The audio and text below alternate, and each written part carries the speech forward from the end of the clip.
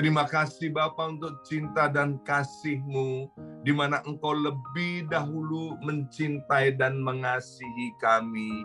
Melalui kematian di atas kayu salib itu, cinta-Mu tak terbantahkan.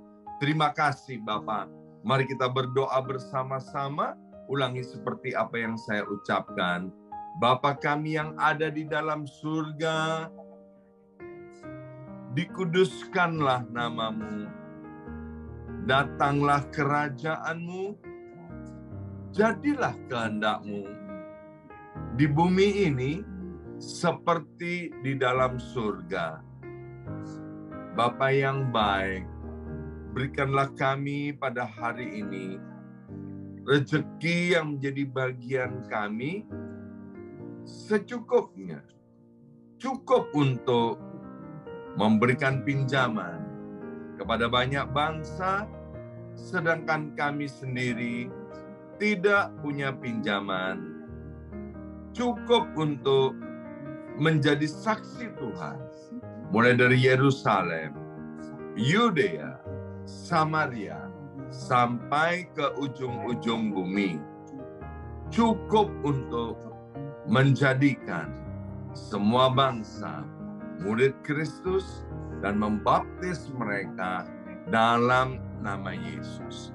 Terima kasih Bapa untuk rezeki yang secukupnya, dan ampunilah dosa-dosa kami. Ampunilah kesalahan kami, seperti kami pun mengampuni orang-orang yang bersalah kepada kami. Dan janganlah masukkan kami ini ke dalam pencobaan, tetapi bebaskanlah kami dari segala yang jahat, sebab Engkaulah yang empunya kerajaan, kuasa, dan kemuliaan sampai selama-lamanya. Dalam nama Tuhan Yesus, kami sudah berdoa. Haleluya, haleluya. Mari Bapak Ibu sekalian, sekarang kita bersama-sama secara serempak dan serentak kita akan menggemakan Mazmur 91. Alkitab berkata, mati dan hidup dikuasai oleh lidah. Siapa suka menggemakannya akan memakan buahnya. Dengan suara yang keras dan lantang, dari tempat kita masing-masing, mari bersama-sama kita berkata, 2, 3. Mazmur 91. Orang yang duduk dalam lindungan yang maha tinggi dan bermalam dalam naungan yang maha kuasa akan berkata kepada Tuhan, tempat perlindunganku dan kubu pertahananku, Allahku yang kupercayai. Sungguh Tuhanlah yang akan melepaskan aku dari jerat penangkap burung dan dari penyakit sampar yang busuk. Dengan kepaknya Tuhan akan menudungi aku. Di bawah sayapnya aku akan berlindung. Kesetiaan Tuhan ialah perisai dan pagar tembok. Amin, amin, amin.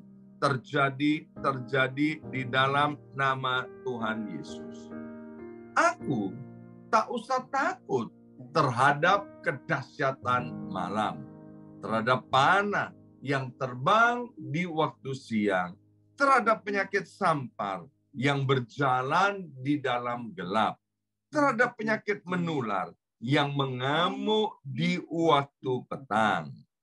Walau 1.000 orang rebah di sisiku dan 10.000 di sebelah kananku, tetapi itu tidak akan menimpa aku.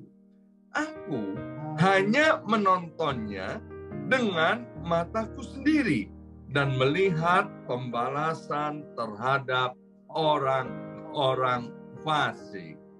Sebab Tuhan ialah tempat perlindunganku yang maha tinggi telah kubuat tempat perteduhanku. Amin, amin, amin. Terjadi di dalam nama Tuhan Yesus. Malapetaka tidak akan menimpa aku, dan tulah tidak akan mendekat kepada kemahku. Sebab malaikat-malaikat Tuhan akan diperintahkan oleh Tuhan kepadaku untuk menjaga aku di segala jalanku. Para malaikat Tuhan akan menatang aku di atas tangannya, supaya kakiku jangan terantuk kepada batu. Singa dan ular tedung akan aku langkai. Aku akan menginjak anak singa dan ular naga. Amin, amin, amin. Terjadi di dalam nama Tuhan Yesus. Sungguh hatiku melekat kepada Tuhan, maka Tuhan akan meluputkan aku. Tuhan akan membentengi aku, sebab aku mengenal nama Tuhan. Bila aku berseru kepada Tuhan, Tuhan akan menjawab. Tuhan akan menyertai aku dalam kesesakan. Tuhan akan meluputkan aku dan memuliakan aku. Dengan panjang umur akan Tuhan kenyangkan aku, dan akan Tuhan perlihatkan kepadaku keselamatan daripadanya. Amin, amin, amin. Terjadi di dalam nama Tuhan Yesus. Sekarang berkati kebenaran firman Tuhan. Biarlah Allah Roh Kudus menolong kami semua, ya Aba, ya Bapa. Anugerah kami pewahyuan daripada sorga, sehingga firman Tuhan yang ditaburkan tidak ada satupun yang kembali dengan sia-sia. Terima kasih Bapa, dalam nama Tuhan Yesus. Yang siap mendengarkan firman Tuhan, angkat jempolnya ke depan dan katakan amin 3 kali. Amin, amin, amin. Salam revival, salam kebangkitan. Semangat pagi. Ya, semuanya harus tetap semangat seperti di pagi hari, ya. Senang sekali, hari ini Senin 27 Maret 2023, boleh melihat wajah-wajah dari Bapak Ibu yang keren, yang luar biasa, serta melihat daftar nama ini anak-anak Tuhan yang cinta akan Tuhan. Ya, baik Bapak Ibu sekalian, renungan kita hari ini masih diambil dari Kitab Amsal pasal yang ke-15, ya. Amsal 15 kita akan baca bersama-sama dari ayat 17 sampai dengan ayat 19. Demikian bunyi firman Tuhan. Lebih baik sepiring sayur dengan kasih daripada lembu tambun dengan kebencian. Ayat 18. Si pemarah membangkitkan pertengkaran, tetapi orang yang sabar memadamkan perbantahan. Jalan si pemalas seperti pagar duri, tetapi jalan orang jujur adalah rata. Nah, Bapak Ibu sekalian, ayat yang baru kita baca ini berbicara tentang orang jujur dan jalan kehidupannya. Ya, dalam terjemahan yang lain, orang jujur dikatakan sebagai orang yang benar. Orang yang jujur adalah orang yang baik di hadapan Tuhan. Ya, sebab ada orang yang baik di hadapan sesama, tapi di hadapan Tuhan belum tentu orang itu baik. Nah, dikatakan bahwa orang yang jujur itu jalannya rata. Ya, waktu saya baca di dalam terjemahan yang lain dikatakan juga bahwa jalan orang jujur, jalan orang benar, jalan orang baik itu seperti highway katanya. Seperti jalan bebas hambatan. Jalannya lurus, lancar, dan kalau menemui kesulitan, kesulitan itu kesulitan yang biasa-biasa saja, kesulitan yang dapat diatasi, kesulitan yang tidak terlalu gawat, atau kesulitan yang tidak terlalu berarti. Nah, jalan orang yang tidak jujur disebutkan di atas tadi. Orang yang tidak jujur jalannya penuh dengan kebencian, penuh dengan kemarahan, penuh dengan pertengkaran. Bahkan orang yang tidak jujur itu jalannya juga seperti jalannya orang yang malas. Itu kata kitab Amsal, Bapak Ibu sekalian. Nah, mengapa jalan orang itu, mengapa jalan orang benar, jalan orang jujur itu rata? Jalannya seperti highway itu. Karena orang yang jujur, orang yang benar, orang yang baik itu menyikapi, mendasari kehidupannya dengan firman Tuhan. Kita tahu bahwa dasar daripada segala dasar kekristenan adalah kasihi Tuhan Allahmu dengan segenap hatimu, dengan segenap jiwamu, dengan segenap kekuatan dan akal budimu. Dan hukum yang kedua, kata Alkitab, adalah kasihi sesamamu manusia seperti engkau mengasihi diri sendiri. Jadi orang yang baik, orang yang benar, orang yang jujur itu dasar daripada kehidupannya, pondasinya itu adalah batu karang yang teguh, yaitu firman Tuhan. Maka itu orang yang jujur, Bapak Ibu sekalian, ya, dia hidupnya itu dikenan oleh Tuhan. Hidupnya itu mengalami yang namanya pertolongan Tuhan tepat pada waktunya, ya. Maka itu yang pertama dari Amsal 15 ayat 17 sampai ayat yang ke-19, Bapak Ibu sekalian yang dikasihi Tuhan, mari kita periksa hati kita. Apakah hari-hari ini dalam kehidupan kita berumah tangga, dalam hidup kita bisnis, bermasyarakat, atau dimanapun Tuhan tempatkan kita, yang perlu dilihat terlebih dahulu apa yang mendasari kehidupan kita. Ya, kalau dasar daripada hidup kita itu salah, maka nanti jalan kehidupan kita akan salah. Back to Bible. Biarlah jalan hidup kita atau kehidupan kita didasari dengan kasih kepada Tuhan dan kasih kepada sesama. Maka Bapak Ibu sekalian, kita akan melihat di tahun 2023 ada rintangan, ada tantangan, ada hambatan, ada kesulitan, tapi semuanya itu tidak akan berarti. Kita pasti mengalami yang namanya revival atau kebangkitan, ya. Nah, yang kedua, Amsal 15 ayat 22 berkata begini. Rancangan gagal kalau tidak ada pertimbangan, tapi terlaksana kalau penasehat banyak, ya. Nah, bicara soal penasehat, Bapak Ibu sekalian, kita juga harus hati-hati. Tidak semua nasihat itu benar, mungkin kelihatannya baik, tapi mungkin nasihat itu tidak alkitabiah, ya.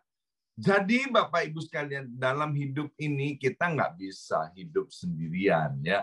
Maka itu buat yang sudah berkeluarga, Tuhan memang punya ide di dalam pernikahan, karena Tuhan sendiri berkata tidak baik kalau manusia itu seorang diri.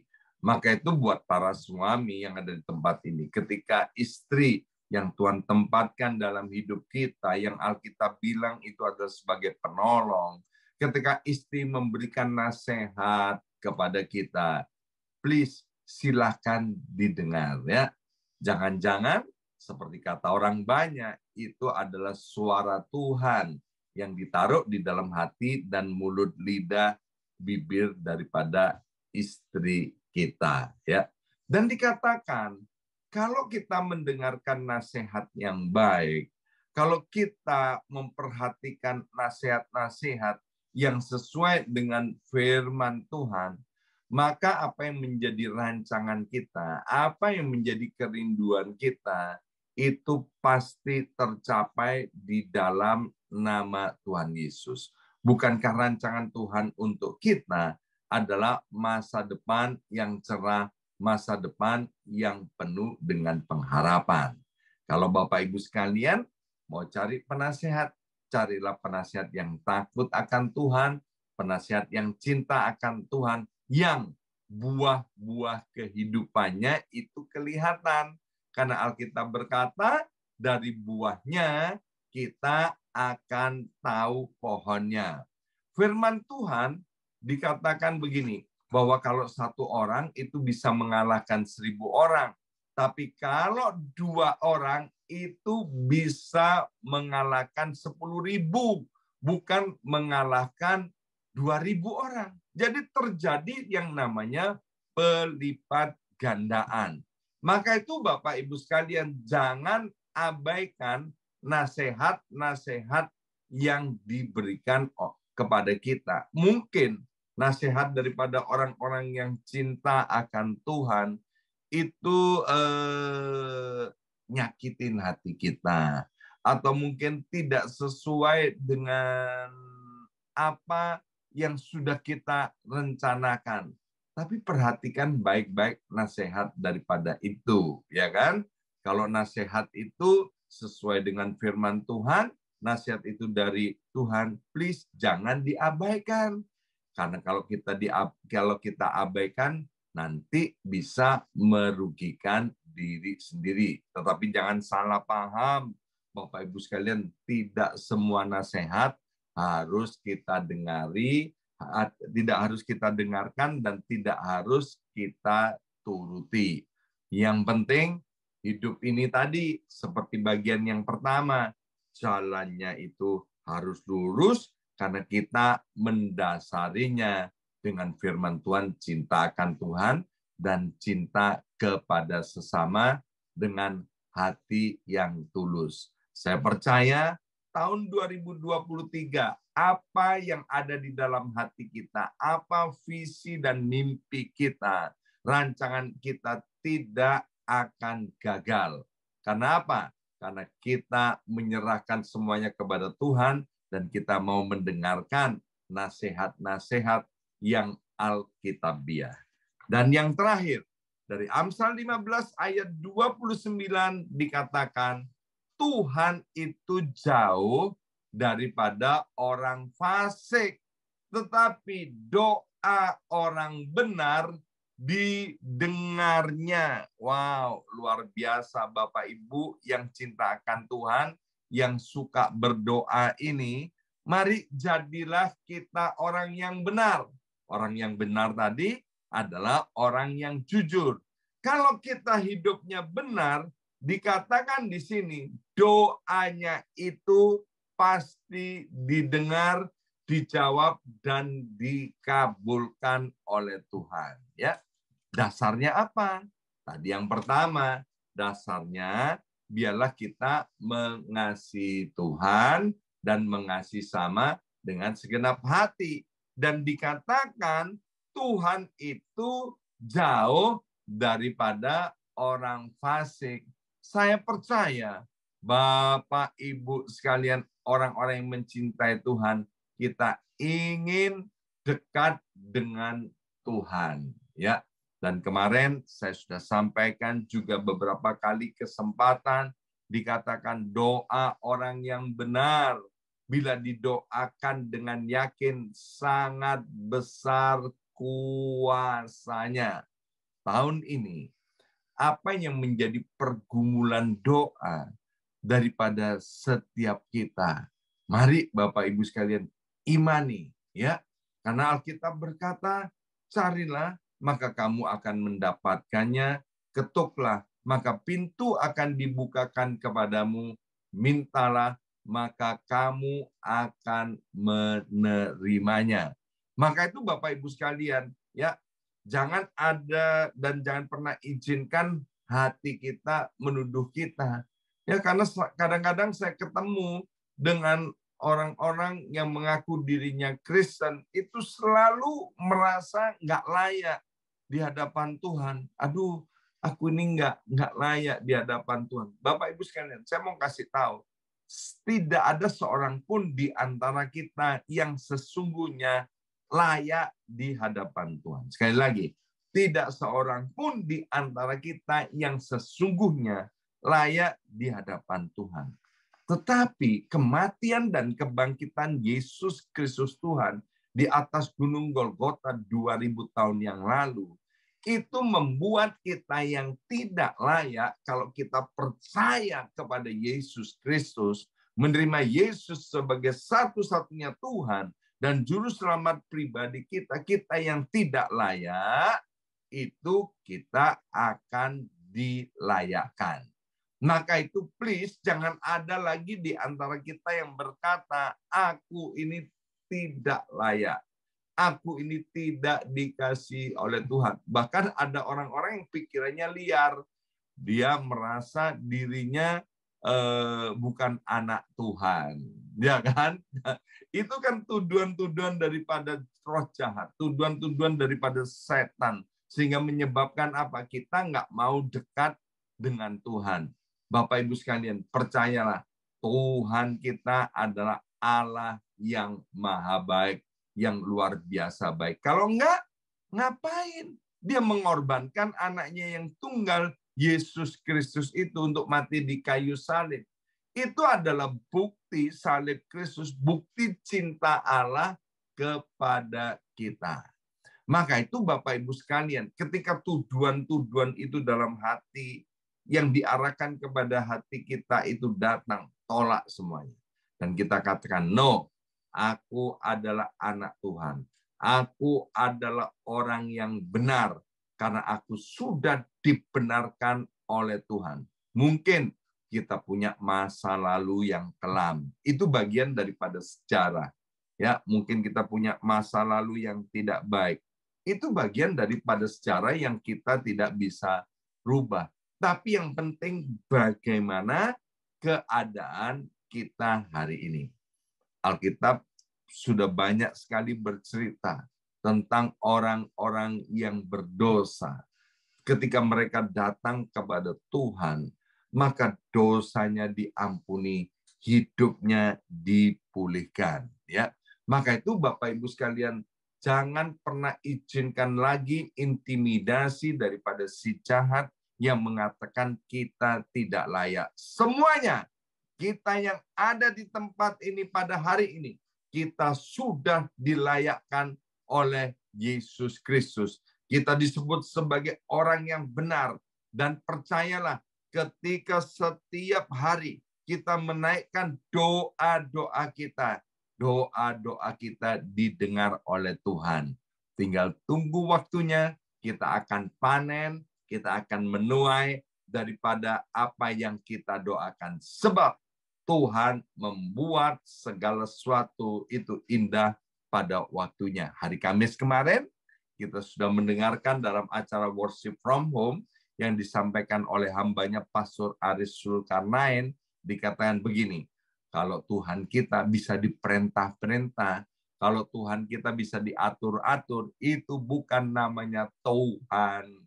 Itu namanya dukun. Ya, Tuhan kita nggak bisa diatur-atur, Tuhan kita nggak bisa diperintah-perintah, karena dia adalah Tuhan Allah yang berdaulat.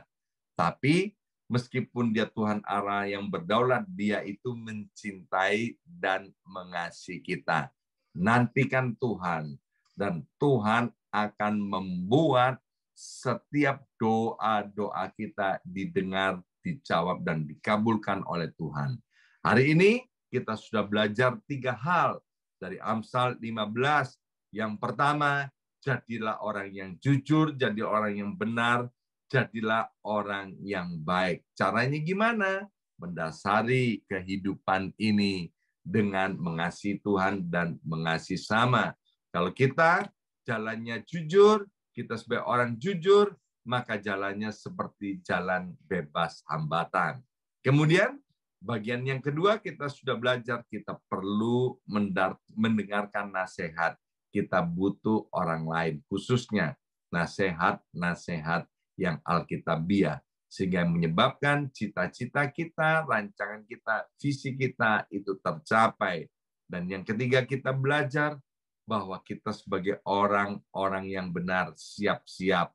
Sebentar lagi doa-doa kita akan kita tuai, kita akan menerima jawaban daripada Tuhan. Sebab tidak ada doa kita yang sia-sia. Semua doa kita didengar oleh Tuhan. Amin. Mari kita berdoa, materaikan setiap benih kebenaran firman Tuhan ini. Kami tahu Tuhan, kami ada di tempat ini sudah dilayakkan. Kami ada sebagaimana ada hari ini, itu semata-mata karena anugerah dan kemurahan Tuhan. Maka itu Bapak, kami mau suka untuk dekat kepada Engkau senantiasa.